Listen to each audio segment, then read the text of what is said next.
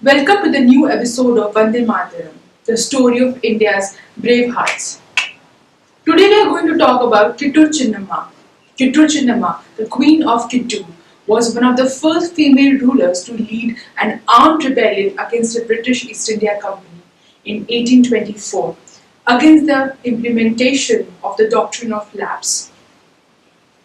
Kittur Chennamma was born on October 23, 1778 in Kakati, a small village in the present Belagavi district of Karnataka. She belonged to the Lingayat community and received training in horse riding, sword fighting and archery from a young age. She was well known throughout her village for her bravery. She was married to Malla Sarja Desai, the king of Kittur, at the age of 15 and became the Queen of Kittur. She had one son from the marriage who, after the death of her husband in 1816, also died in 1824. As the Queen of Kittur, she adopted Shivalingappa after the death of her only son with the aim of making him the heir to the throne of Kittur. The British East India Company did not take lightly to Chennamma's act and ordered Shivalingappa's exile from the kingdom.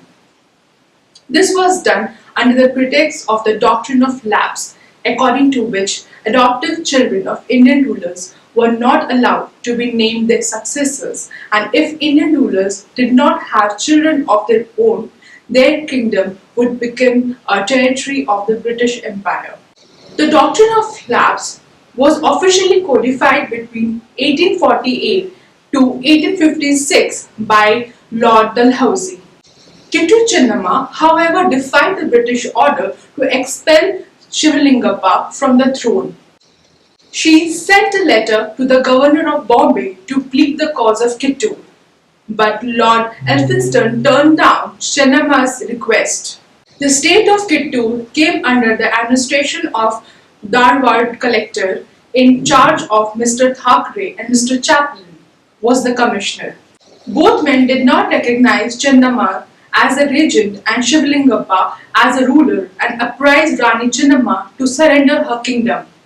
But she again defied the British order.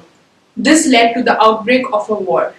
The British attempted to pillage Kittur's treasures and jewels, which valued around 15 lakh rupees, but were unsuccessful. In the first battle between the British and Kittur on October of 1824, British forces faced heavy losses. Sir John Thackeray and British collector and political agent were also killed during this first battle by the Kittur forces. The two British officers, Sir Walter Elliot and Mr. Stevenson, were also taken hostages by Rani Chennamma's forces. Rani negotiated with the British and the British promised that there will be no further war if they release hostages. Rani agreed. But it was just a lie. The British returned with much large force.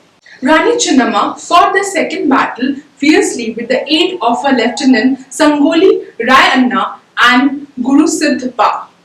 During this second round of war, the sub-collector of Solapur, Mr. Munro, nephew of Sir Thomas Munro, was also killed.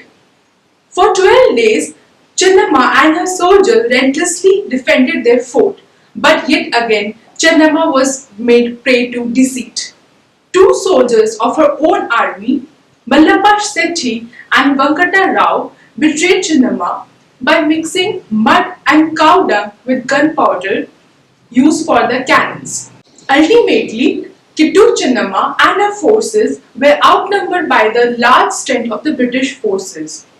Rani Chennamma was defeated in her last battle and captured by the British, who imprisoned her at the Belhungal fort for life. Rani Chennamma spent the last 5 years of her life in imprisonment at Belhungal fort, reading holy texts and performing puja. She took her last breath at the Belhungal fort on February 21, 1829. Kittur Rani Chennamma is still remembered for her valor.